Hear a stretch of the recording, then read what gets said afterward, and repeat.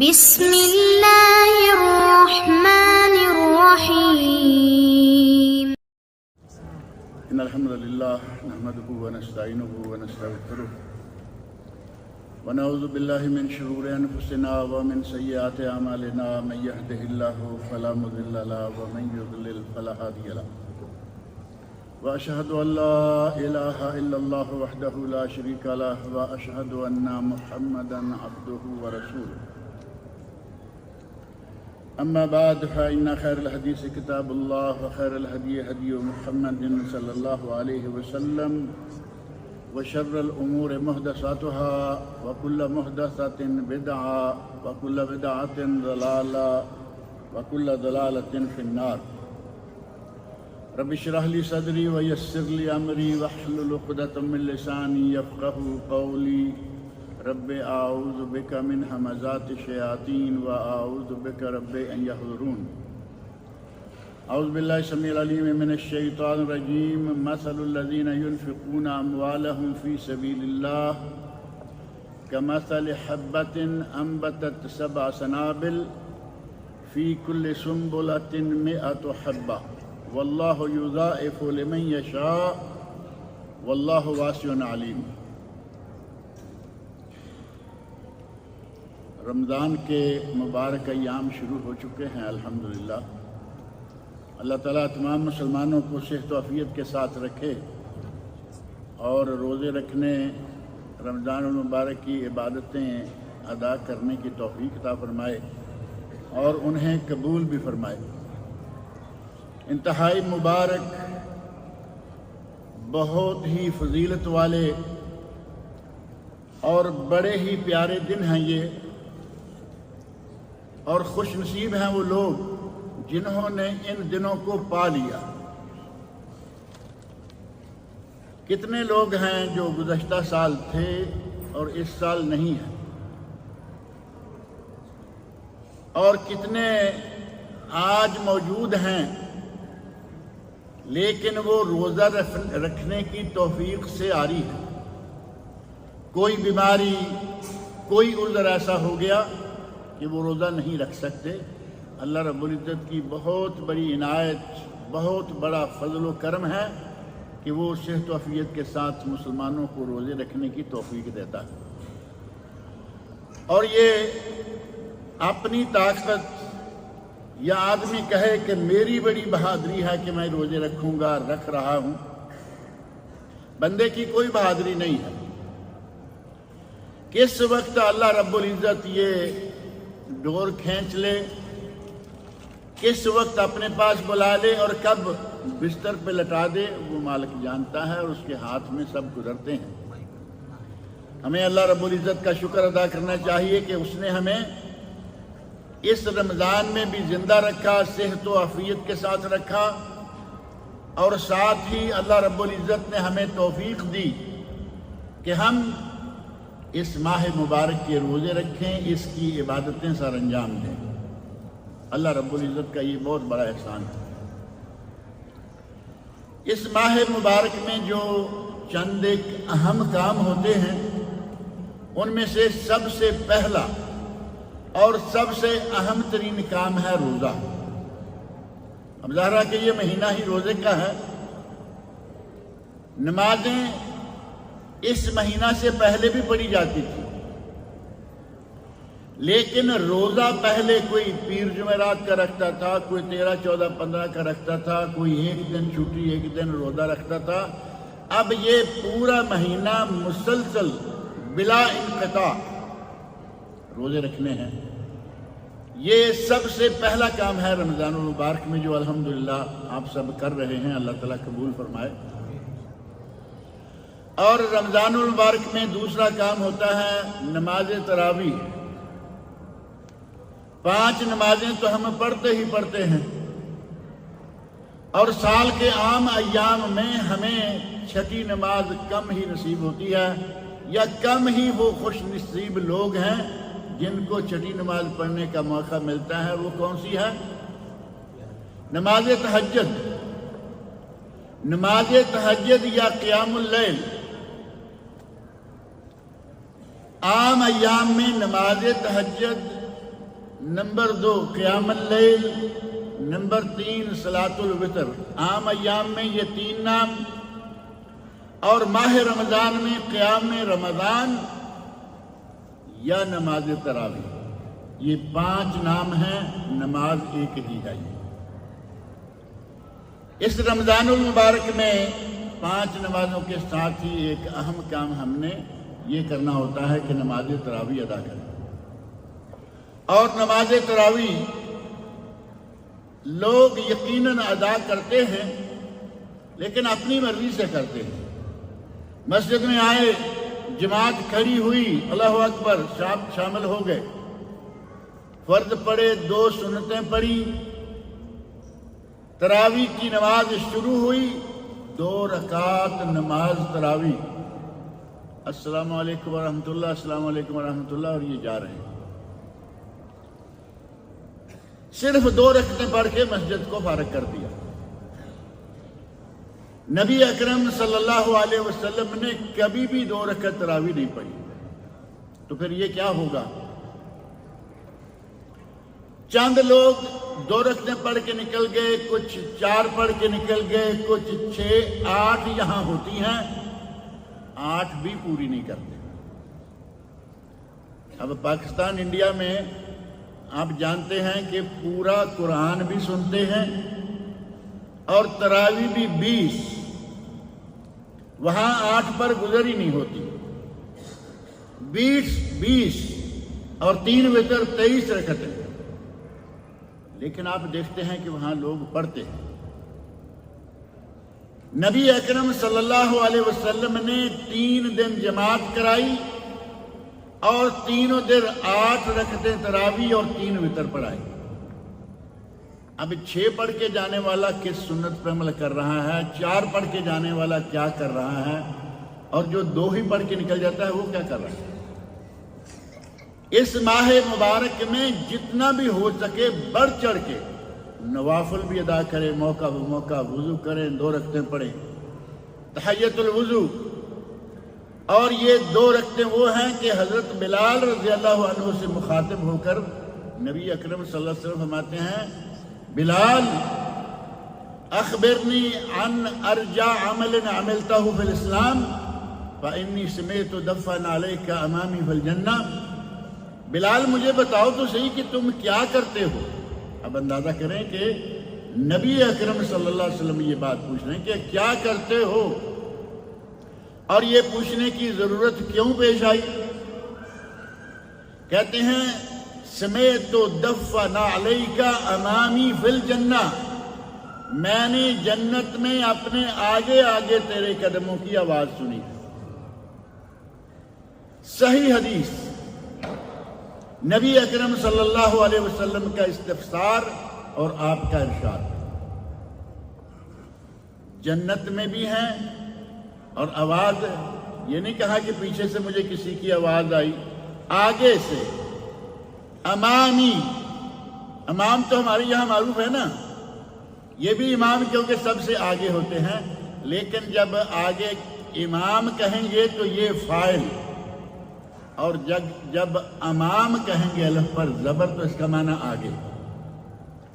سمیت دفا علیک امامی فی الجنہ، میں نے اپنے آگے جنت میں تمہارے قدموں کی آہٹ سنی۔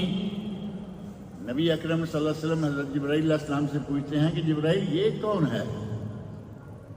تو جبرائیل علیہ السلام نے عرض کیا، یا رسول اللہ آپ کا خادم بلال زمین پر چل رہا ہے۔ بلال رضی اللہ عنہ زمین پر چل رہے ہیں، اور زمین پر چلنے کی جو آواز ہے اللہ رب العزت آسمانوں پر جنت میں نبی اکرم صلی اللہ علیہ وسلم کو سنا رہا ہے۔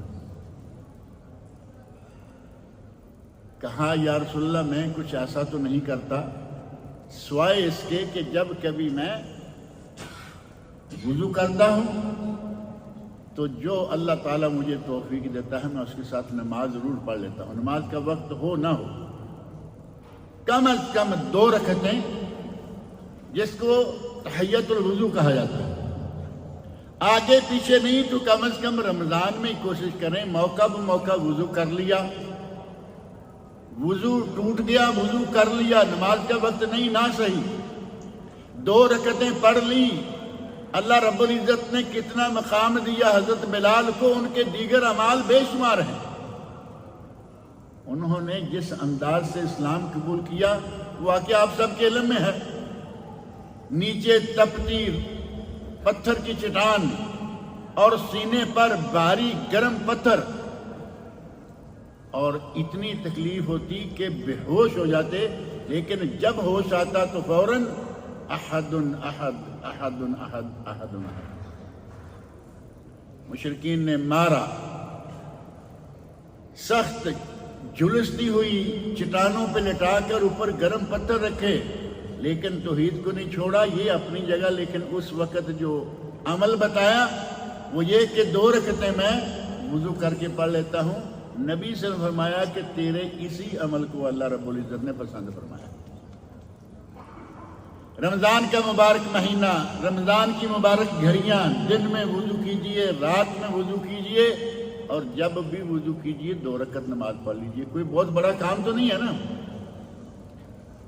اور تراویح کو سنت سمجھ کر اور نبی اکرم صلی اللہ علیہ وسلم کا عمل سمجھ کر سر انجام دیجئے۔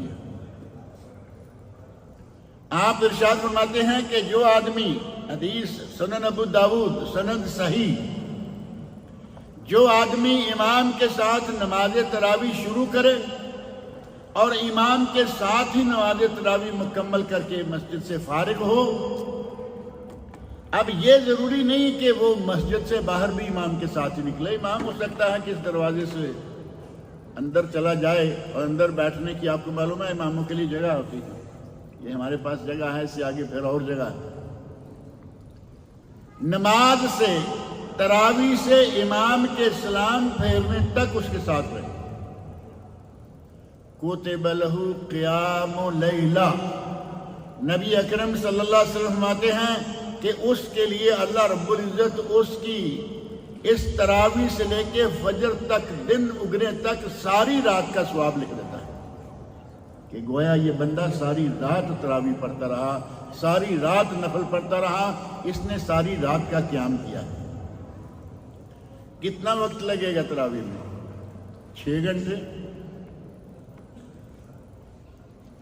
آج کل یہاں وہاں چھوڑیں، یہاں 3 آیات، 4 آیات، 5 آیات، چھوٹی ہیں تو 6-7 آیات، اتنی ہی 1 رکعت ہوتی ہے نا۔ اور کبھی کبھی بعد لطیفے ہو جاتے ہیں۔ ہمارے ایک دوست نماز پڑھایا کرتے تھے تراویح ایک جگہ، تو کہتے ہیں کہ مجھے پہلے کہا گیا کہ ذرا چھوٹی صورتیں رکھنا، میں نے شروع کی تراویح، چھوٹی چھوٹی صورتیں پڑھی، اگلے دن پیغام آ گیا نہیں تھوڑا اور چھوٹی کرو، اور چھوٹی کی۔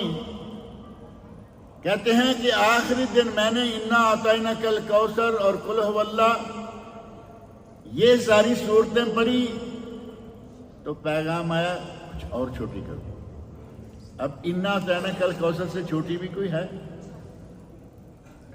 یہاں بڑی آرام دہ، بڑے تھوڑے سے وقت میں تراویح مکمل ہو جاتی ہے۔ دنیا میں کام کام کام کام کام کام کبھی ختم نہیں ہوتا، ہمیشہ بندہ ہی ختم ہوتا ہے نا، کام تو ختم نہیں ہوتا۔ مرتے دم تک بھی اپنا چارہ ہے کہ میں یہ بھی کر لوں، میں یہ بھی کر لوں، لیکن وہ جب ڈور کھنچ جاتی ہے پھر کچھ بھی نہیں کر سکتا۔ آج ہمارے پاس وقت ہے، موقع ہے، ہمارے پاس فرصت ہے، اس فرصت سے ہمیں فائدہ اٹھا لینا چاہیے۔ ماہ رمضان المبارک میں ایک تیسرا کام جو بہت ہی اہم کام ہے، وہ ہے اللہ کی راہ میں صدقہ کرنا۔ نبی اکرم صلی اللہ علیہ وسلم تو سارا سال جو کچھ ہوتا تھا بانٹتے رہتے، جو کچھ آتا بانٹتے رہتے۔ نبی صلی اللہ علیہ وسلم نے کبھی اپنے گھر میں دولت جمع نہیں رہنے دی۔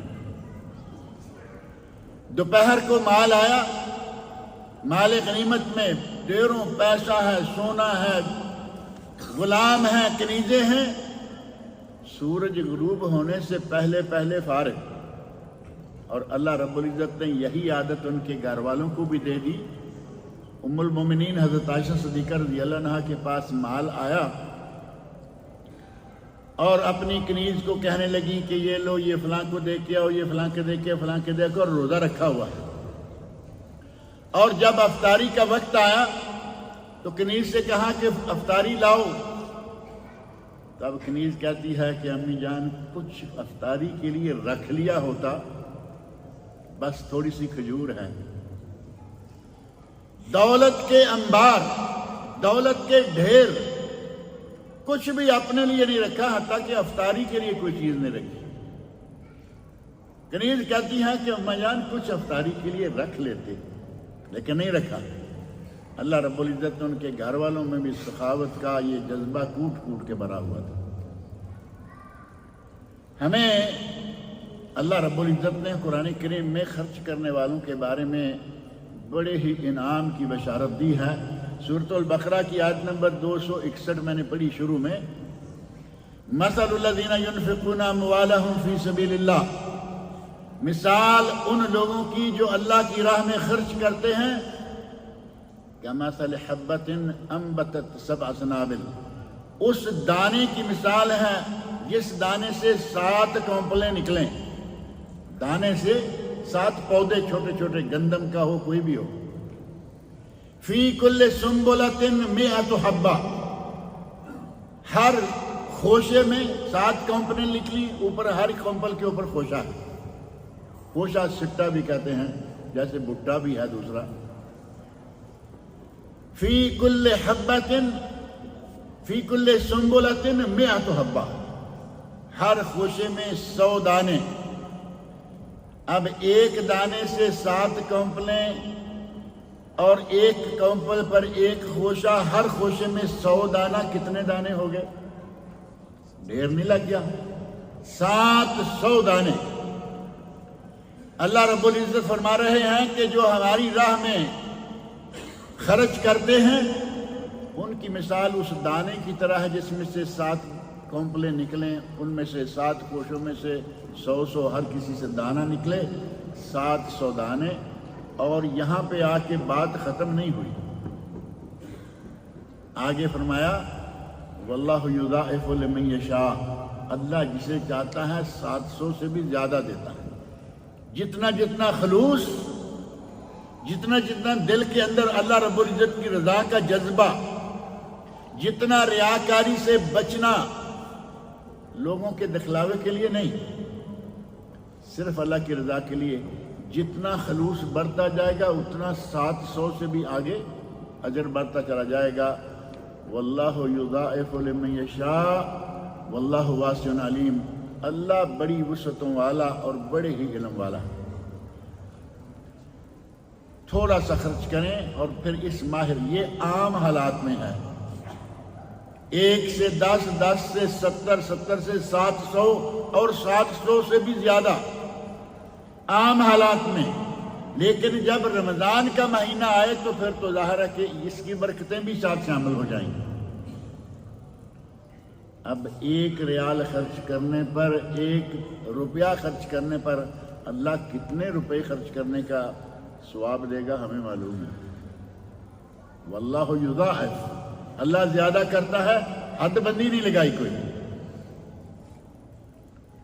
یہ مہینہ، یہ سیزن کمانے کا سیزن ہے، روزے رہ کے، تلاوت قرآن کر کے۔ رمضان میں کیے جانے والے کاموں میں سے تلاوت بھی تو ہے نا۔ اسی مہینے میں قرآن کریم نازل ہوا تھا، شہر رمضان الذی انزل فیہ القرآن ھدی للناس وبینات من الھدی والفرقان فمن شاہد منکم الشہر فلیصمہ۔ فرمایا کہ اسی مہینہ میں اللہ نے قرآن کو نازل کیا تھا، بینات من الھدی والفرقان، جس میں ہدایت کی نشانیاں، حق و باطل میں فرق کرنے کے امتیازات کے طریقے۔ رمضان المبارک میں قرآن کریم کی تلاوت کا خاص اہتمام کریں۔ آگے پیچھے بھی تو یقیناً آپ کرتے ہی ہیں، لیکن اس مہینے میں خاص طور پر اسے غلاف سے نکالیں، گرد و غبار اس سے اڑائیں اور اس سے پڑھا کریں بلا ناغہ 1 سپارہ۔ بہت تھوڑا تو 1 سپارہ تو معمولی بات ہے نا، ایک سپارہ پڑھنے پر عام آدمی کا کتنا وقت لگتا ہے؟ حافظ قرآن تو بڑی تیز پڑھ جاتے ہیں نا، ان کو چھوڑ دیں۔ جس نے اوپر سے دیکھ کے پڑھنا ہے، ہماری طرح آدمی ہے، وہ کتنا ٹائم لگ جائے گا؟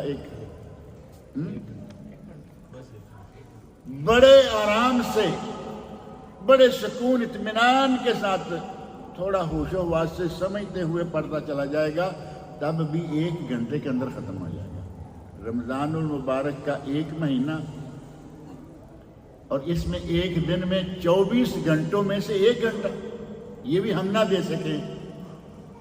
وہ مہینہ جس مہینہ میں اللہ رب العزت نے اس کلام مقدس کو نازل کیا تھا، کم از کم ہمیں یہ یاد کر کے ہی اس مہینے میں کم از کم 1 سپارہ، اور الحمدللہ ایسے لوگ موجود ہیں کہ وہ 1 نہیں 2 2 3 3 4 4 5 5، بلکہ ہمارے استاد محترم رحمۃ اللہ علیہ حافظ شیخ الحدیث حافظ محمد عبداللہ بڈی مالی، وہ بلا ناغہ، رمضان نہیں، وہ بلا ناغہ 10 سپارے قرآن کریم پڑھا کرتا، بلا ناغہ، اور شاید اس سے بھی زیادہ پڑھ لیتے، لیکن نبی اکرم صلی اللہ علیہ وسلم نے فرمایا جس نے 3 دن سے کم میں قرآن پڑھا اس نے قرآن کو سمجھا ہی۔ اللہ رب العزت نے توفیق دی ہوئی تھی ہر تیسرے دن قرآن کریم مکمل۔ حافظ قرآن تھے، شیخ الحدیث تھے، بخاری شریف کے مدرس۔ رمضان المبارک میں صدقہ کے لیے خاص طور پر مال نکالیں، لیکن بعض امور ایسے ہیں کہ ان میں ہم فضول خرچی بہت کرتے ہیں۔ فقیر کو نہیں دینا، مسکین بیچارے کے پاس روزہ افطار کرنے کے لیے کوئی خاص چیز نہیں ہے، لیکن اپنے پاس 1 مہمان کو دعوت دے دی، 2 کو دعوت دے دی، اور اتنا پکا دیا کہ جیسے پورے محلے کی دعوت ان کے گھر میں تھی۔ یہ فضول خرچی ہے، یہ اسراف ہے، اور اللہ رب العزت کو جواب دینا ہے کہ میں نے تمہیں نعمت دی، دولت دی، تم نے کس طرح لٹائی۔ اب ہمارے گھروں میں تو چاہے کم ہی ہوگا، پاکستان انڈیا کا بنگلہ دیش کا ماحول، ہمارے گھروں میں شاید فضول خرچی کم ہو، اور آپ کے علم میں ہے کہ یہاں عربوں کے بالخصوص بہت ہی زیادہ فضول خرچی ہوتی ہے۔ لمبے لمبے دسترخوان، اور کھا کے اٹھ گئے، اب باقی کا جو ہے وہ باہر کچرے میں۔ گوشت، قیمتی چیز، مزیدار چیز، پکاتے بھی معلوم ہے نا، مندی، نام تو بڑا مندہ سا ہے لیکن چیز بڑی اچھی ہوتی ہے۔ مندی پکائی ہے، جتنی کھائی باقی پھینک دی۔ ابھی حال میں آ کر، ان دنوں میں آ کر کچھ سنبھلنا شروع ہوئے ہیں یہ لوگ، اور اب یہ پھینکتے نہیں بلکہ کسی نہ کسی ادارے کو اطلاع کر دیتے ہیں۔ شادی ہے، پتہ ہے کہ بہت کھانا بچے گا، کسی نہ کسی ادارے کے ساتھ جو یہ فی سبیل اللہ کام کرنے والے ہیں ان کو کہیں گے کہ بھائی آ جانا، اور جو کھانا وغیرہ ہوگا لے جانا، بچا ہوا کھانا لے جاتے ہیں۔ فقراء مساکین کے لیے نعمت، اللہ کی اس نعمت کو برباد نہ کریں، لیکن اللہ کی راہ میں خرچ کریں تو دل کھول کر خرچ کریں۔ مالدار لوگ تو ظاہر ہے کہ بہت مال خرچ کرتے ہیں۔ ذہب اہل الدثور بالاجور، صحابہ کرام ایک 2 4 6 لوگوں کی جماعت ایک وفد کی شکل میں نبی صلی اللہ علیہ وسلم کے پاس بیٹھ گئے اور کہتے ہیں یا رسول اللہ، ذہب اہل الدثور بالاجور، دولت والے، پیسوں والے تو اجر و ثواب کما گئے، یہ خود فقراء مساکین ہیں، ان کے پاس کوئی دولت نہیں ہے، کہتے ہیں کہ مالدار لوگ تو دولت کما گئے، اور یا رسول اللہ ہم تو معلوم ہے کیا بتایا تھا نبی صلی اللہ علیہ وسلم نے؟ نماز کے بعد تسبیح، نماز کے بعد تسبیح کر لیا کرو، 33 33 34 تسبیح معروف ہے نا، 100 پورا کرنے کے لا الہ الا اللہ وحدہ لا شریک لہ لہ الملک و لہ الحمد وہو علی کل شیء قدیر۔ فرمایا کہ تمہیں بھی مالداروں کی طرح اجر ملے۔ اب وہ پہلے پیسہ خرچ کرتے ہیں، تم تسبیح پڑھو، ذکر کرو اللہ کا۔ مالداروں نے سنا تو انہوں نے بھی مال بھی خرچ کر رہے ہیں اور تسبیح بھی شروع کر دی۔ اب ظاہر ہے کہ ان کو کیا رکاوٹ تھی؟ یا رسول اللہ یہ تو کام وہ بھی کرنے لگے ہیں۔ اب یا رسول اللہ کیا کہیں گے؟ کہا اللہ رب العزت کا یہ فضل ہے، جس کو وہ چاہے، جس کو چاہے وہ اپنے فضل سے نوازتا ہے۔ انہیں اللہ نے دولت بھی دے رکھی ہے اور وہ تمہارے والا کام سبحان اللہ الحمدللہ بھی کر رہے ہیں، تو اس میں اللہ رب العزت کی اپنی عنایت خاص ہے۔ رمضان المبارک کا مہینہ خاص طور پر صدقات و خیرات کے لیے ہی، اور بالخصوص اس میں سے زکوٰۃ۔ کچھ لوگوں کو اللہ رب العزت نے بہت دولت دے رکھی ہے، کچھ نہ کچھ نکال کے بانٹ دے، کچھ نہ کچھ۔ یہ زکوٰۃ نہیں ہے، یہ ایسٹیمیٹلی کام نہیں، یہاں باقاعدہ گن کر کیلکولیشن۔ آپ کے پاس 1 لاکھ، بہت چھوٹی سی رقم مالداروں کے حساب سے چھوٹی سی رقم ہے، آپ کے پاس $1,00,000 ہے، پاؤنڈ ہے، یورو ہے، ریال ہے، زکوٰۃ کتنی نکلے گی؟ کہا 200-400 فقراء مساکین۔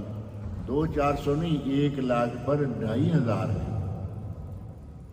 گنتی کے ساتھ 2.5%۔ اور جن کے پاس ملینز اور ٹریلینز ہیں، اللہ رب العزت نے ان کو حساب بے حساب دیا ہوا ہے، حساب کر کے اس میں سے 2.5۔ اب اللہ رب العزت کا کرم دیکھیں کہ یہ نہیں کہہ دیا بھئی آدھا دے دو، تیسرا چوتھا حصہ دے دو، 2.5% کل 100 میں سے 2.5۔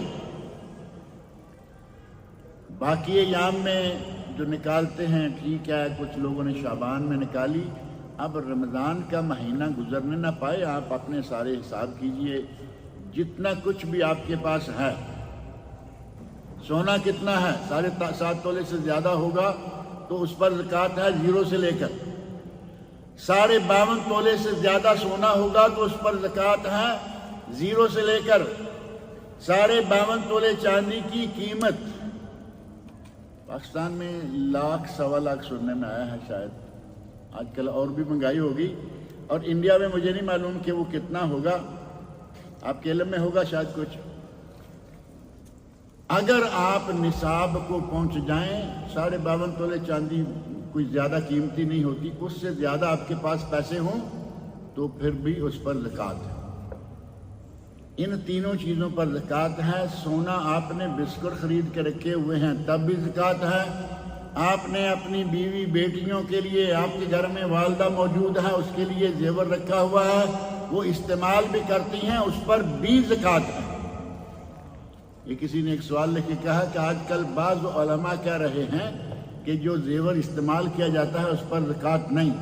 بعض علماء کہہ رہے ہیں، اور میں ریفرنس دیتا ہوں علامہ ابن باز رحمۃ اللہ علیہ کا۔ علامہ ابن باز نام تو معروف ہے یا نہیں؟ دنیا بھر کے علماء میں سے معروف ترین اور متقی ترین عالم، آنکھوں سے نابینے تھے، لیکن اللہ رب العزت نے اتنی عزت دی ہوئی تھی۔ باپ، یہ جو حاکم لوگ ہیں، رائل فیملی، ان کو عموماً ابوئی اور امی، جیسے اپنے والدین کے ساتھ لوگ عزت سے پیش آتے ہیں، ابوئی اور امی کہہ کے پکارا کرتے تھے۔ اور اللہ تعالیٰ کی قدرت دیکھیں کہ وہ پہلے مفتی عام، ان سے پہلے شیخ محمد ابراہیم مفتی تھے، اور آج جو مفتی عام ہیں سعودی عرب کے شیخ عبدالعزیز آل شیخ، اتفاق سے مسلسل آنکھوں سے نابینے آ رہے ہیں، لیکن اللہ رب العزت نے اتنا علم دیا ہوا ہے کہ علم کے ساتھ ان کا پوری دنیا جانتی ہے کہ متقی پرہیزگار۔ علامہ ابن باز رحمۃ اللہ علیہ کے بارے میں خاص طور پر معروف ہے کہ چاہے دنیا کے کسی مذہب کا کوئی آدمی کیوں نہ ہو، ان کی بہت خدمت اور عزت کرتا تھا۔ عزت کیوں کرتا تھا؟ اللہ رب العزت نے انہیں دل بھی بڑا غنی دیا ہوا تھا۔ عموماً اپنی تنخواہ سے زیادہ وہ اللہ کی راہ میں بانٹ دیا کرتے، تنخواہ ملتی تھی، ظاہر ہے کہ بہت بڑا، سب سے بڑا درجہ ہے، یہ وزیروں کے برابر تنخواہ تھی، لیکن وہ سننے میں آتا ہے کہ وہ ہمیشہ مقروض رہتے تھے، اور کھاتے کیا ہوں گے وہ؟ کوئی سونے کا نوالا تو نہیں کھاتے تھے نا، کھاتے تو روٹی کی تھی، لیکن فقراء مساکین کو کبھی خالی نہیں چھوڑا، بلکہ بعض واقعات بڑے عجیب سے ان کی زندگی میں پیش آئے۔ میں نے ان کے بارے میں ایک کتاب لکھی ہے، اس لیے میرے ان کی زندگی کے بہت سارے واقعات جو ہیں معلوم ہیں۔ ایک آدمی نے تعاون کے لیے مطالبہ کیا اور انہوں نے، شیخ نے اپنے سیکرٹری سے کہا کہ اس کو چیک لکھ کے دے دو، جا کے پیسے نکال لے۔ چیک لکھ کے دیا، مثال کے طور پر 10,000 ریال کا چیک دے دیا، اور بندہ چاہے کتنا بھی کوئی مومن کیوں نہ ہو، کہاں کا بھی کیوں نہ ہو، شیطان تو اپنا کام کر رہا ہے نا۔ پتہ نہیں اس آدمی کی ضرورت کیا تھی، اس آدمی کی مجبوری کیا تھی، اس نے ایک زیرو بڑھا لیا۔ اب یہ کتنے ہو گئے؟ 1 لاکھ۔ 10,000 پہ زیرو لگائیں گے تو 1 لاکھ سیدھا سیدھا ہو گیا نا۔ اب 1 لاکھ کے وہ پیسے لینے کے لیے گیا تو بینک والے نے، ظاہر ہے کہ آدمی دیکھ کر نا آدمی کچھ پہچان بھی لیتا ہے کہ یہ جو لینے آیا ہے، 1 لاکھ شیخ ابن باز اس کو دے دیا۔ چیک کروایا، شیخ تک بات آئی اور سیکرٹری کہہ رہا ہے کہ شیخ میں نے ان کو 10,000 کا چیک دیا تھا اور یہ 1 لاکھ بینک سے نکلوا رہا ہے۔ بینک والے پوچھ رہے ہیں کہ ان کو دے دیں۔ شیخ نے کہا ان کو دے دیں۔ آپ اندازہ کریں ان کے وسعت ظرفی، کہا ان کو دے دو، ہو سکتا ہے کہ یہ مجبور ہو، اس کی کوئی بڑی ضرورت ہو جو اس نے اتنا بڑا کام کیا کہ یہ 10,000 کو 1 لاکھ کر لیا ہے، دے دو اس کو۔ اس قسم کے سخی۔ اب جو یہ آدمی تھا وہ کہاں سے تھا؟ دنیا بھر سے اتنی خبریں ہیں ان کے جود و سخا کی کہ سخاوت کرنے والے افریقہ، امریکہ، جنگلوں میں لوگ، مرنے کے بعد پتہ چل رہا ہے کہ اب ہمارا کیا ہوگا۔ افریقہ کے جنگلوں میں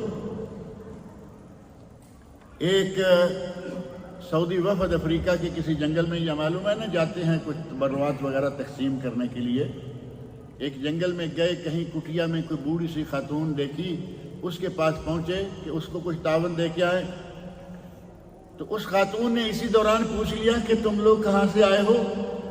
تو انہوں نے کہا کہ ہم سعودیہ سے آئے ہیں۔ تو اس نے کہا کہ شیخ ابن باز کو ہمارا بہت سلام کہنا اور شکریہ ادا کرنا۔ جنگل دور دور تک کوئی انسانی آبادی بھی نظر نہیں آتی، کوئی گھر وہاں ہے، کوئی گھر وہاں ہے، جیسے جنگلوں میں عموماً ہوتا ہے۔ کہا بوڑھی اماں تمہیں ابن باز کا کیا علم ہے؟ تو اس نے کہا کہ میں نو مسلم ہوں، میں مسلمان ہوئی، مجھے میرے لوگوں نے بہت پریشان کیا، حتیٰ کہ میں بھوکی مرنے لگی۔ کسی نے مجھے کہا کہ سعودیہ میں اپلیکیشن بھیجو، وہ بندہ نیک ہے، وہ تمہاری مدد کرے گا۔ وہ کہتی ہیں کہ مجھے کیا معلوم ہے سعودیہ میں اپلیکیشن کیسے جانی ہے۔ انہوں نے کہا تم بس ان کا نام لکھو اور بھیج دو۔ اور تھوڑے عرصے کے بعد علامہ بن باز رحمۃ اللہ علیہ کی طرف سے اللہ تعالیٰ نے جتنی توفیق دی ان کو مال پہنچ گیا، اور پھر پہنچتا رہا جب تک شیخ زندہ رہے۔ اس طرح کے بہت سارے واقعات ہیں کہ دنیا میں کہاں کہاں لوگوں کے لیے انہوں نے وظیفے لگا رکھے تھے۔ اللہ رب العزت نے اس شخص کو بہت ہی مقام دیا تھا۔ وہ کہتے ہیں کہ استعمال والے زیورات پر زکوٰۃ دینی چاہیے۔ علماء کرام کو فائدہ ہوتا ہے کہ اگر یہ کہا جائے کہ زیورات جو استعمال والے ہیں ان پہ زکوٰۃ نہیں، تو عالم کو فائدہ ہوگا یا نہیں؟ بھئی اس کے گھر میں جتنا کچھ ہے تھوڑا بہت تو اس کی زکوٰۃ بچ گئی۔ شیخ ابن باز بھی اپنے گھر میں جو ان کے گھر والوں کا سونا ہوگا اس کی زکوٰۃ بچا سکتے تھے، فرمایا نہیں زکوٰۃ دو، اور زکوٰۃ دینی ہی چاہیے۔ جب اللہ رب العزت نے اتنی توفیق دی ہے کہ اپنی بیٹیوں کو، اپنی والدہ کو، اپنی بیوی کو زیورات بنا کے دیتے ہیں، اللہ نے پیسے دیے ہوئے ہیں، وہ اگر اس کے ساتھ بنتی سورتی ہیں تو اللہ کا شکر ادا کرو، سال کے بعد اس کی قیمت لگا کے 2.5% دے دو۔ مشکل ہے سودا کوئی، لیکن اس طرح کا فتویٰ کو آ رہا ہو نا کہیں سے تو جٹ سے قبول کر لیں گے. لو جی کسی عالم نے کہہ دیا. اللہ رب العزت نے ہمارے سامنے یہ بڑا ہی قیمتی اور بہترین موسم لا رکھا ہے. نبی اکرم صلی اللہ علیہ وسلم نے صدقے کی تاکید ہر موقع پر، رمضان میں نہیں ہر موقع پر. حضرت بلال رضی اللہ عنہ، مسند بزار، موجم طبرانی کبیر اور موجم طبرانی صغیر میں حدیث موجود ہے. اسی طرح الزہد کتاب ہے امام احمد بن حنبل رحمۃ اللہ علیہ کی، اس میں بھی حدیث موجود ہے. نبی صلی اللہ علیہ وسلم حضرت بلال کے گھر میں گئے، وہ بیمار تھے. گئے، دیکھا کہ ایک بوری پڑی ہوئی ہے بھری ہوئی. پوچھا بلال یہ کیا ہے؟ تو حضرت بلال کہتے ہیں یا رسول اللہ یہ کھجور میں نے رکھی ہوئی ہے، کبھی کسی برے وقت میں کام آئے گی. یہ شروع اسلام کا زمانہ جب وہ اسلام لائے ہیں، شروع میں یہ میں نے رکھی ہوئی ہے کہ کبھی کسی وقت برے کام آئے گی، برے وقت میں کام آئے گی. نبی اکرم صلی اللہ علیہ وسلم فرمایا بلال یہ نہ کرو، انفق بلال ولا تخش من ذی العرش اقلالا. اللہ کی راہ میں خرچ کرتے رہو، اللہ کی راہ میں دیتے رہو، اللہ تمہیں کبھی کم نہیں دے گا. اللہ تمہیں کبھی بھوکا نہیں مارے گا. اللہ کی راہ میں دیتے رہو. جو اللہ کی راہ میں دیتا ہے اللہ اسے دیتا ہے. یہ تو معروف ہے نا. آپ نے ایک دانے کی مثال شروع میں سنی ہے کہ ایک دانے کو اللہ 700 گنا، اتنا ہی نہیں بلکہ اس سے بھی بڑھ کر. اور صحابہ کرام رضی اللہ عنہم کا جو اللہ رب العزت نے مقام بیان فرمایا ہے، سورۃ الحشر کی آیت 9 میں فرمایا وَيُؤْثِرُونَ عَلَىٰ أَنفُسِهِمْ وَلَوْ كَانَ بِهِمْ خَصَاصَةٌ. گھر میں اپنی ذاتی ضرورت موجود ہے، سائل آ گیا، اب یہ نہیں کہا کہ میرا کپڑا اور میرے بچے کا کپڑا اور میری بیوی کا کپڑا، سائل کو دے دیا. یُؤْثِرُونَ عَلَىٰ أَنفُسِهِمْ، اپنے آپ پر ترجیح دیتے ہیں دوسروں کو، مسلمان بھائیوں کو. وَلَوْ كَانَ بِهِمْ خَصَاصَةٌ، وَلَوْ كَانَ بِهِمْ خَصَاصَةٌ، اگرچہ ان کو اپنی ضرورت موجود ہے، طلب ہے. صحابہ کرام رضی اللہ عنہم کو اللہ رب العزت نے اس قسم کا مقام دیا ہوا تھا. اور صحیح بخاری میں حدیث موجود ہے کہ فقراء و مساکین کو دیا کرو، فقراء و مساکین کو دیا کرو. حضرت سعد رضی اللہ عنہ کا ایک واقعہ ہے کہ وہ اپنے آپ میں سمجھتے تھے کہ میں مالدار ہوں اور عام لوگوں کی نسبت میرا مقام شاید زیادہ ہے. صحابہ میں بھی تو کبھی کبھی کوئی ایسی بات آ سکتی ہے نا. ان کے ذہن میں یہ بات تھی. ان کے بیٹے نے روایت بیان کی ہے کہ نبی صلی اللہ علیہ وسلم نے ارشاد فرمایا سعد ایسے نہیں کہ تمہارا مقام ان فقراء مساکین سے زیادہ ہے.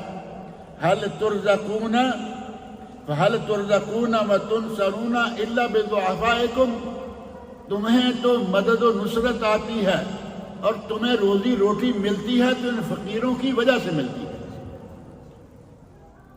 فقیروں کی وجہ سے تمہاری روٹی روزی چل رہی ہے. تم سمجھتے ہو کہ میں فقیروں سے بالا ہوں اور اعلیٰ ہوں. تو اس کا مطلب یہ ہوا کہ ہماری روٹی روزی بھی چل سکتی ہے یعنی فقیروں کو دینے سے. اور اس مبارک سیزن میں تو خاص طور پر جتنا بھی ہو سکے زیادہ سے زیادہ نکالیں. اللہ رب العزت نے 2 لوگوں کے ساتھ رشک کرنے کی اجازت دی ہے. نبی اکرم صلی اللہ علیہ وسلم کا ارشاد بڑا معروف ہے، لا حسد الا فی اثنتین، حسد 2 کے سوا کسی کے ساتھ نہیں ہے. حسد ہمارے یہاں اردو میں معروف ہے حسد، اور حدیث میں لفظ حسد ہے، عربی میں اس کے 2 معنی ہوتے ہیں.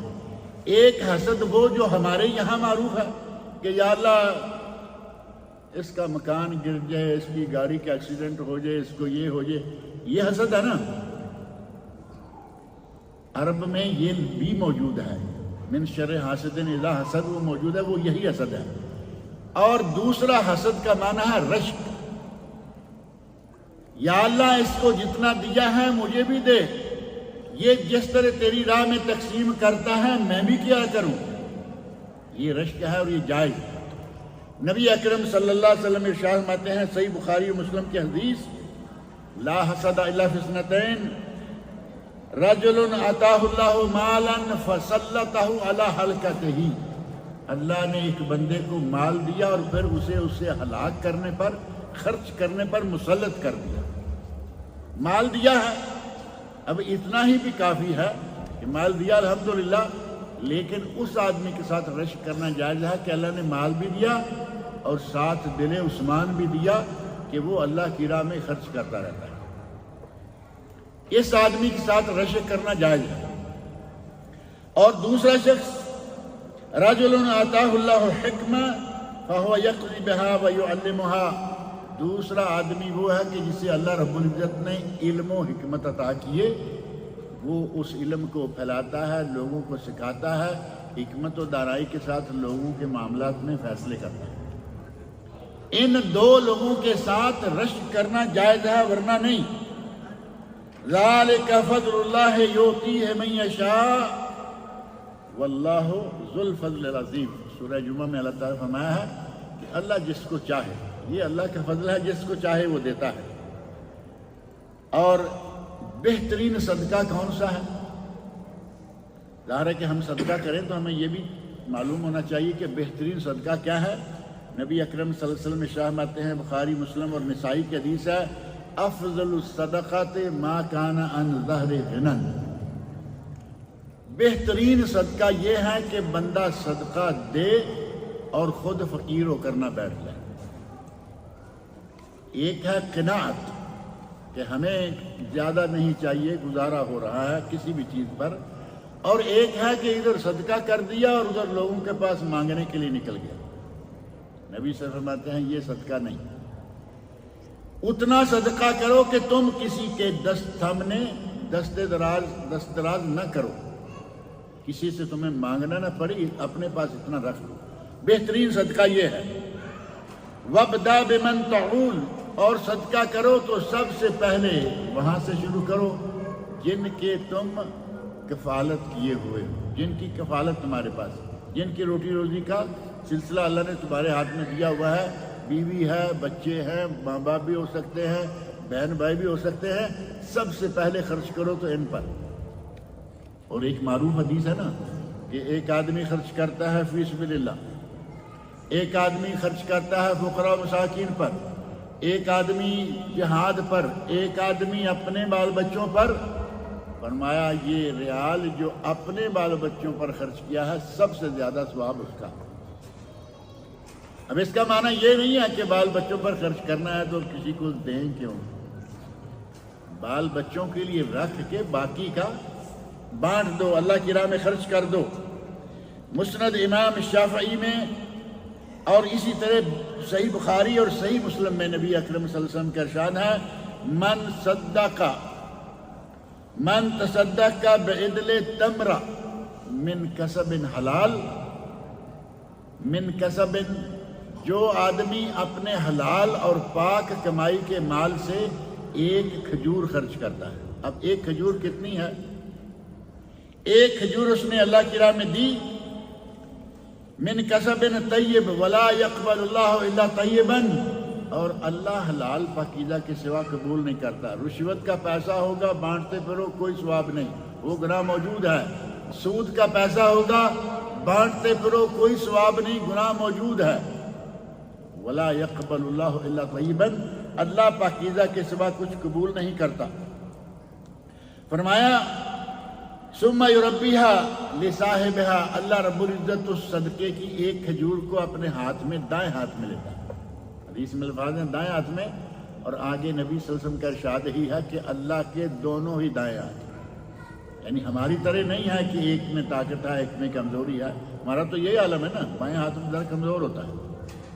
اللہ رب العزت کے یہاں کمزوری والی بات، یعنی کوئی بھی عیب یا نقص، اللہ کی ذات ہر عیب اور نقص سے بری ہے، پاک۔ فرمایا اللہ کے دونوں ہاتھ ہی دائیں ہیں، لیکن اللہ رب العزت اپنے دائیں ہاتھ میں اس کو لیتا ہے۔ ثم یربیہا لصاحبہا کما یربی احدکم فلوا، جس طرح تم میں سے کوئی شخص اپنا بچڑا پالتا ہے۔ قربانی کرنی ہے عید پر، لوگ بچڑا سال بھر پہلے لے لیتے ہیں، بکرا سال بھر پہلے لے لیتے ہیں، اونٹ پہلے لے لیتے ہیں، کہتے ہیں کہ یہ قربانی کا، چاہے اپنا ریوڑ کیوں نہ ہوگا، قربانی والا اس کی اسپیشل خدمت ہو رہی ہے، اسے پالا جا رہا ہے۔ موٹا کیا جا رہا ہے۔ اللہ رب العزت فقیر مسکین آدمی کی وہ کھجور اپنے دائیں ہاتھ میں لے کے اس کو بڑا کرتا ہے اور کتنا بڑا کر دیتا ہے؟ حتی تکون مثل الجبل، یہاں تک کہ وہ کھجور پہاڑ کے برابر ہو جائے۔ گویا کہ آپ نے پہاڑ کے برابر اتنے انبار اللہ کی راہ میں خرچ کیے ہیں۔ اللہ کی راہ میں خلوص نیت کے ساتھ تھوڑا سا بھی دیں گے تو بہت ہوگا، لیکن وہ مال حلال میں سے ہونا چاہیے۔ حضرت ابو امامہ رضی اللہ عنہ بیان کرتے ہیں کہ نبی اکرم صلی اللہ علیہ وسلم نے فرمایا، یا ابن آدم انک ان تبذل الفضل خیر لک، اے آدم کی اولاد، اے انسان، جو تمہیں تمہاری حاجت سے زیادہ ہے اگر وہ اللہ کی راہ میں خرچ کر دو تو یہ تمہارے لیے بہت اچھا ہے۔ وَإِن تَمْسِكْهُ شَرٌّ لَكَ، اگر اس پہ سانپ بن کے بیٹھے رہو، اس کے جو فرائض ہیں، جو حقوق ہیں مال کے، وہ بھی ادا نہ کرو تو یہ تمہارے لیے بہت ہی برا ہے۔ وَلَا تُلَامُ عَلَىٰ كِفَافٍ، اور اگر کوئی اپنی حاجت اور ضرورت کے برابر رکھ لیتا ہے تو اللہ رب العزت ایسے لوگوں کو کوئی ملامت نہیں کرتا۔ صحیح مسلم کی حدیث ہے، اور صحیح بخاری و مسلم میں بھی اس طرح کی حدیث موجود ہے، حتیٰ کہ صحیح بخاری مسلم میں ایک حدیث قدسی ہے۔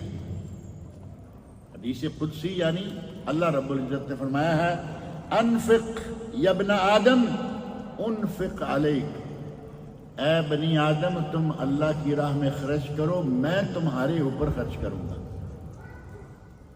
اب بندہ خرچ کر لے گا تو کیا کر لے گا، اور اگر اللہ بندے پر خرچ کرے گا تو آپ اندازہ کر سکتے ہیں کہ اس کی نعمتیں، اس کا مال کا خزانہ، اس کی نعمتوں کا خزانہ، جس میں سے اگر پوری دنیا مانگے، اللہ رب العزت پوری دنیا کو دے دے، جو کچھ کسی نے مانگا وہ اس کو دے دے، اس کے خزانے میں اتنی کمی بھی نہیں ہوتی جتنی سوئی سمندر میں ڈبو کے نکالے۔ سمندر میں سوئی، یہ سوئی دھاگا سلائی کرنے والی، اتنا بھی اس کے خزانوں میں کمی کا واقع ہونا ناممکن ہے۔ اللہ رب العزت کے خزانے بہت ہی بڑے بڑے ہیں۔ حضرت عدی بن حاتم رضی اللہ عنہ، حاتم تائی جو بڑے سخی معروف ہیں، ان کے بیٹے ہیں۔ حضرت عدی کہتے ہیں کہ نبی اکرم صلی اللہ علیہ وسلم نے ایک دن آگ کا ذکر کیا، جہنم کی آگ کا ذکر کیا اور آگ سے اللہ کی پناہ مانگی، اور آپ نے کچھ اس طرح کیا جیسے آدمی 2-3 مرتبہ کرتا ہے نا، گرمی آئی یا بعض دفعہ آپ دیکھیں گے خاص طور پر آپ کے ساتھ کوئی آدمی سگریٹ پینے لگ جائے اور ایک آدمی نہیں پیتا، روک بھی نہیں سکتا، تو کیا کرتے ہیں پھر؟ یعنی ہاتھ کے ساتھ ہی اس کا دھواں دور کرنے۔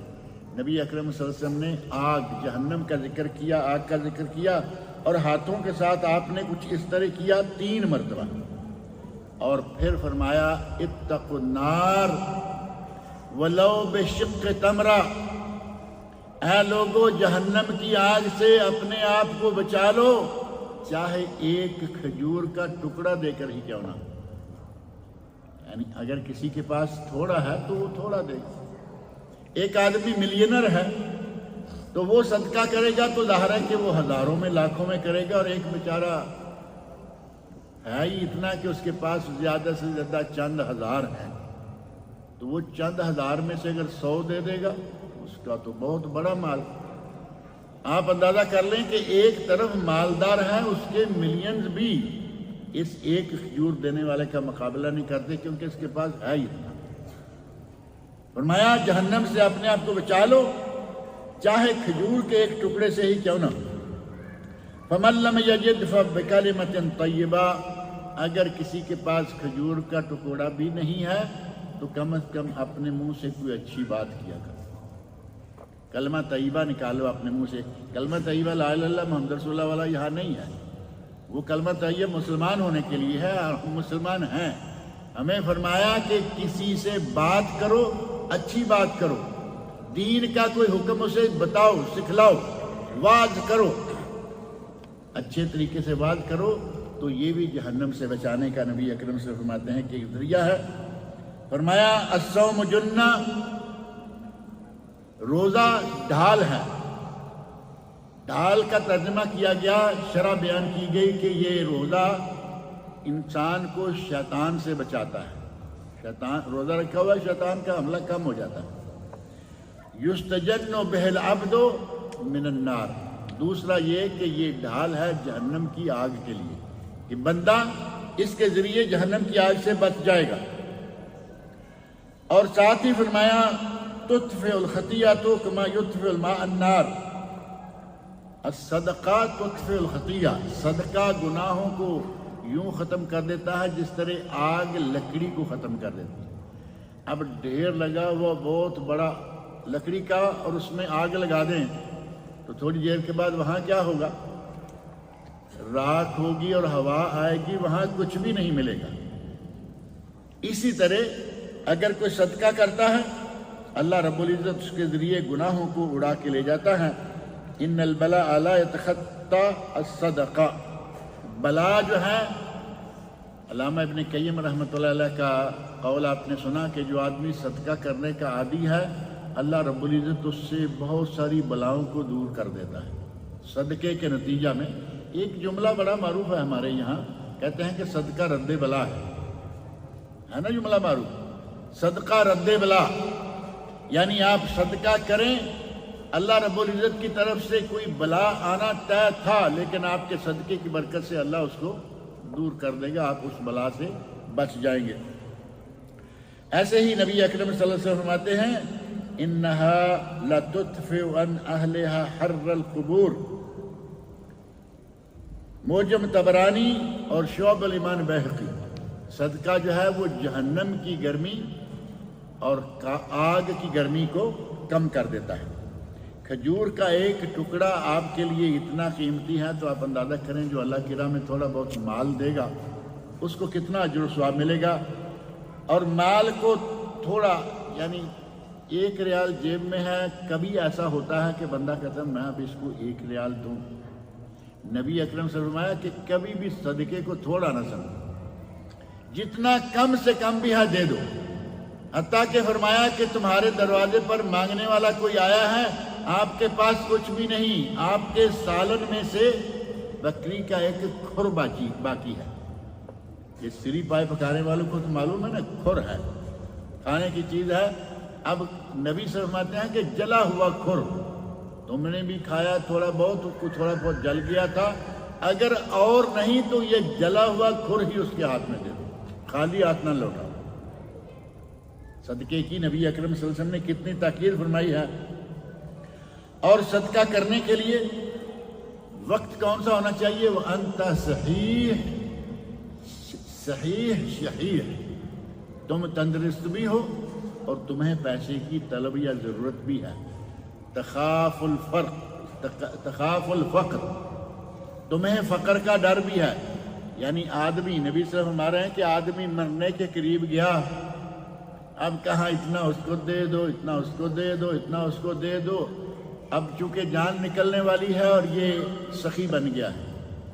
نبی صلی اللہ علیہ وسلم فرماتے ہیں کہ اب تمہارے دینے کا کوئی فائدہ نہیں، یہ تو اب رہا ہی نہیں تمہارا، یہ تو اب پیچھے والوں کا ہے، وہ کس کو دیں گے، کس کو محروم کریں گے، وہ جانے، ان کا کام جانے۔ اپنے ہوش و حواس میں جب تمہیں پیسے کی ضرورت تھی، جب تم تندرست تھے، جب تمہیں فقر آ جانے کا خوف تھا، ان دنوں میں اگر تم نے دیا ہوتا تو پھر یہ صدقہ ہوتا۔ اب جان نکلنے لگی ہے تو سخی بن کے بیٹھ رہے۔ نبی صلی اللہ علیہ وسلم نے فرمایا کہ ایسا نہیں، اور صدقہ دیتے وقت کوشش کرنی چاہیے کہ سب سے پہلے ان لوگوں کو دے جن کا آپ کے ساتھ قرابت کا رشتہ ہے کوئی۔ ایک تو اپنے والدین ہو گئے اور بیوی بچے ہو گئے، بہن بھائی ہو گئے، خالائیں ماموں ہو گئے، پھوپھیاں چچے ہو گئے۔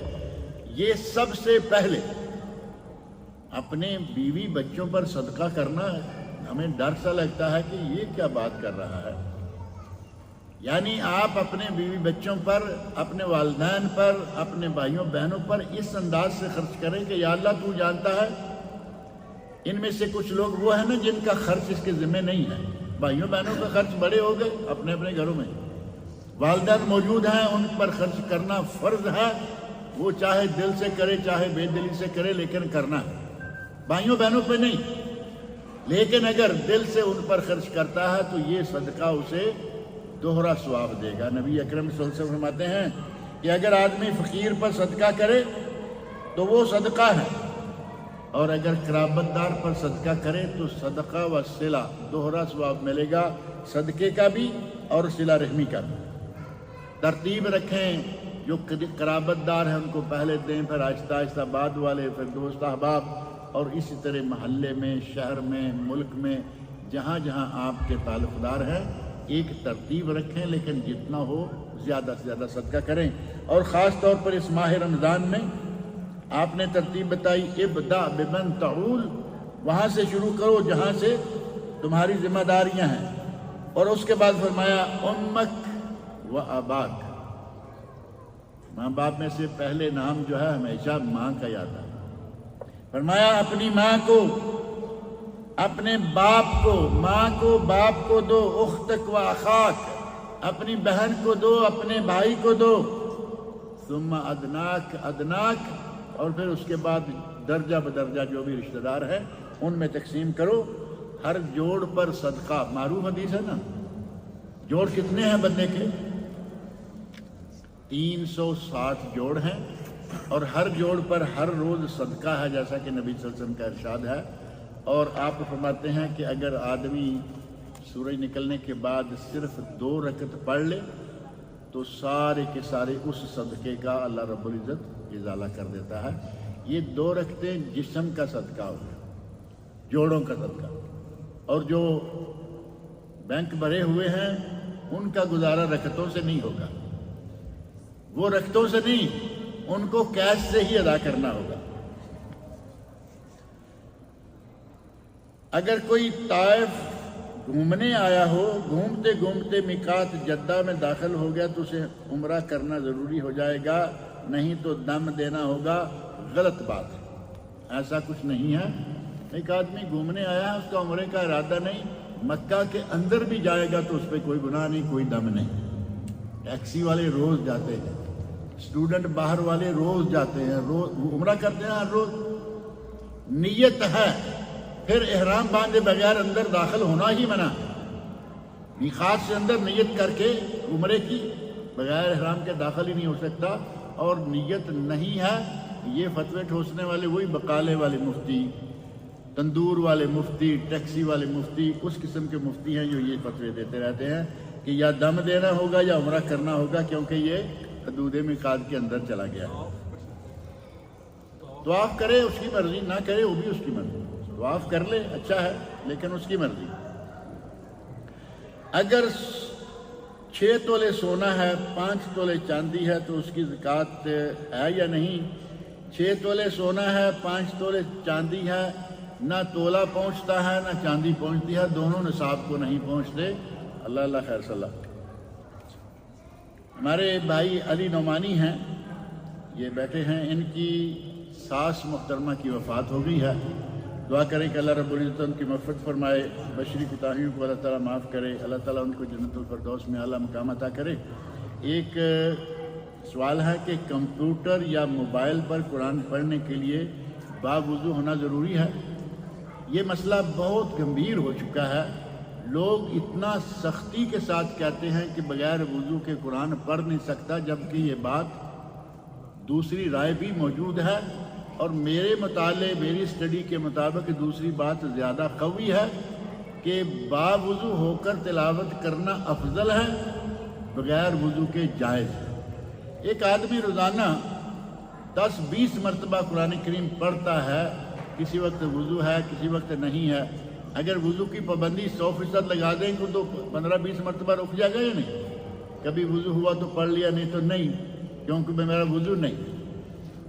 قرآن کریم سے، تلاوت سے، ترجمہ تفسیر سمجھنے سے قرآن سے دور کرنے کا ایک سبب یہ شرط بن گئی ہے، جو کہ اصلاً صحیح بھی نہیں ہے۔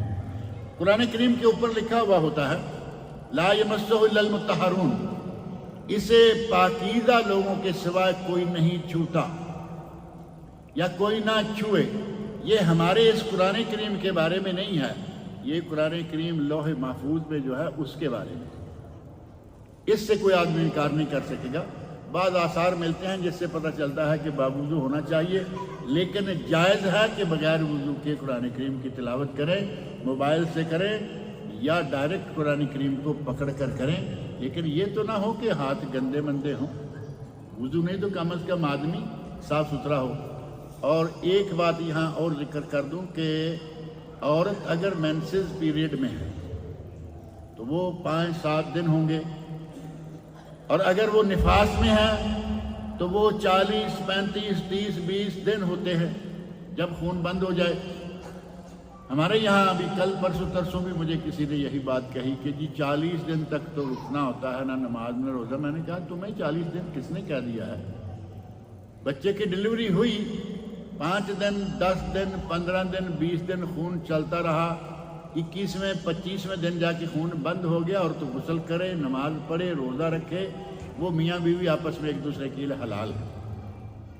40 ہے لاسٹ حد۔ اگر 40 دن تک بھی خون بند نہیں ہوتا تو پھر بھی وہ غسل کرے اور نماز روزہ شروع کر دے، کیونکہ اس کے 40 دن جو ہیں وہ نفاس کے ختم ہو گئے۔ اب یہ معنی نہیں ہے کہ 40 کرنے ہی کرنے ہیں، 40 دن تک عورتیں نماز روزہ چھوڑ کے بیٹھی رہتی ہیں، جب تک خون جاری ہے، نفاس ہے، خون بند ہو گیا، نفاس ختم ہو گیا۔ نفاس میں اور حیض میں عورت ڈائریکٹ قرآن کریم کو ہاتھ نہ لگائے، لیکن اگر وہ موبائل سے، لیپ ٹاپ سے یا کمپیوٹر سے یا کسی طرح یا ہاتھوں پر گلو استعمال کرے، دستانہ پہن لے اور اس کے ساتھ قرآن کریم کو پکڑ کے بھی تلاوت کرے گی تو جائے گا۔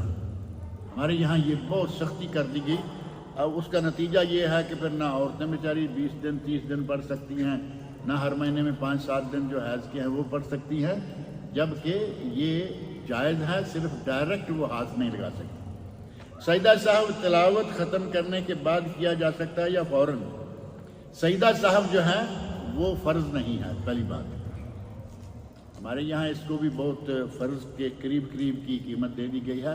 سجدہ صاحب فرض نہیں ہے، سنت ہے۔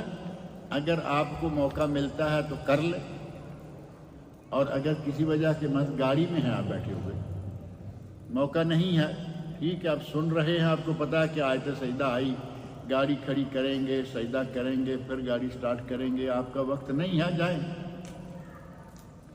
اور اصل یہی ہے کہ جب قرآن کی آیت پڑھیں یا سنیں اسی وقت سجدہ کریں۔ اب یہ تو نہیں نا کہ قرآن کی آیت صبح سنی تھی۔ سجدے سہو کے بارے میں جو نماز میں جو ہوتی ہے اس تعلق سے شاید سجدہ تلاوت، سجدہ تلاوت، صاحب سجدہ صاحب تلاوت دونوں ہی ہیں، تلاوت بھی ہے۔ تو تلاوت جو ہے حضرت عمر فاروق خود نبی اکرم صلی اللہ علیہ وسلم سے ثابت ہے کہ ایک مرتبہ آپ نے سجدہ کیا، ایک مرتبہ نہیں کیا، سنت قائم ہو گئی، جائز ہے، ثواب ہے، کر لیں نہ کریں کوئی حرج نہیں۔ حضرت عمر فاروق رضی اللہ عنہ ایک مرتبہ ممبر پر تھے، آیت سجدہ پڑھی، اترے، سجدہ کیا، دوبارہ چڑھ کے جا کے اپنا آواز شروع کر دیا، اور ایک مرتبہ نہیں اترے، اور کہا کہ یہ نہ سمجھے کہ ہمیں پتہ نہیں کہ یہ آیت سجدہ ہے، ہمیں معلوم ہے، لیکن ہم کبھی کر لیتے ہیں، کبھی نہیں بھی کرتے۔ اور جہاں تک تعلق ہے سجدہ صاحب کا، نہیں، میرا خیال لکھنے میں غلطی ہو گئی ہے، قرآن ختم کرنے کے فوراً بعد یا بعد، تو وہ سجدہ صاحب جو ہے نا وہ نماز کے اندر ہوتا ہے، وہ بعد میں نہیں ہوتا۔ اور سجدہ تلاوت ہے جس کی آپ نے بات پوچھی۔ اللہ تعالیٰ مجھے اور آپ سب لوگوں کے لیے عمل کی توفیق عطا فرمائے۔ رمضان کا مہینہ ہے، مجھے معلوم ہے آپ نے کھانا نہیں کھانا، اس لیے تھوڑا سا لمبا ہو گیا۔ پیسے کی شکل میں دینا کچھ اناج کی زکوٰۃ جو ہے اس کے بارے میں یہ بڑا اہم سوال ہے، سارے ذہن میں رکھیں۔ کچھ لوگ زکوٰۃ کے پیسے سے افطاریاں کرا رہے ہیں، بہت غلط ہے۔ افطاری اپنی جیب سے کروائیے، مالدار کو اپنے پیسے زکوٰۃ کیش کی شکل میں فقیر تک پہنچانی چاہیے، یا پھر اگر آپ کو معلوم ہے کہ یہ گھر ایسے لوگوں کا ہے کہ ان میں کیش دیں گے تو یہ موبائل پہ خرچ کر دیں گے اور پھر بھوکے رہیں گے، مانگتے رہیں گے، اس گھر میں اناج دیجیے۔ لیکن ہر کسی کے گھر میں آپ اناج پہنچائیں گے، یہ آپ کی ذمہ داری نہیں، نہ یہ جائز ہے کہ ہر آدمی کو اناج ہی اٹھا کے دیتے رہیں۔ بعض علماء نے لکھا پچھلے دنوں کہ اگر کیش دیں گے تو ایک آدمی کے ہاتھ میں پکڑا کے آ جائیں گے تو مزہ تو نہیں بنے گا، شان تو بنتی ہے جی حاجی صاحب کے گھر سے یہ چیزیں جا رہی ہیں، اناج اور پیٹیاں اور پیکٹ اور یہ۔ اللہ تعالیٰ سے ہمیں ڈرنا چاہیے. اللہ نے دولت دی ہے، جیب سے اناج لیجئے بانٹیے، لیکن زکوٰۃ کا حساب کر کے فقراء مساکین کے ہاتھوں میں کیش دیجیے. آپ نے بوری چاول کی اس کے گھر میں بیچ دیا، اسے جوتا چاہیے. اب وہ بوری چاول کی بیچنے جائے گا واپس، اور آپ کو معلوم ہے کہ دکان والے اب اس کو اونا پونا کتنا میں لیں گے، کتنے میں رکھیں گے. انہیں معلوم ہے کہ یہ بیچنے آیا ہے، چلو آدھے پونے پیسے دو، جان چھڑاؤ. اور پھر دوسرا یہ بھی ہوتا ہے کہ اگر آدمی کو ضرورت کوئی اور ہے اور یہ پیسے کچھ اور دے کے آ گیا یا غلہ دے کے آ گیا، دکانداروں کو پتہ چلتا ہے کہ یہ زکوٰۃ بک رہی ہے، یعنی لوگ زکوٰۃ دے کے گئے ہیں اور یہ بیچ رہے ہیں. یہ زکوٰۃ کے لفظ کی اس کی معنویت کی توہین ہے. لہذا زکوٰۃ کیش میں نکالیں اور اپنی جیب سے جتنا بھی ہو سکے خرچ کر کے افطاریاں کروائیے، اپنی جیب سے خرچ کر کے لوگوں کے گھروں میں غلے کے اناج کے پیکٹ پہنچائیے. جائز ہے، بلکہ بہت اجر و ثواب ہے، لیکن زکوٰۃ کو زکوٰۃ ہی رہنے دیں. اللہ تعالی ہم سب کو نیک عمل کی توفیق عطا فرمائے.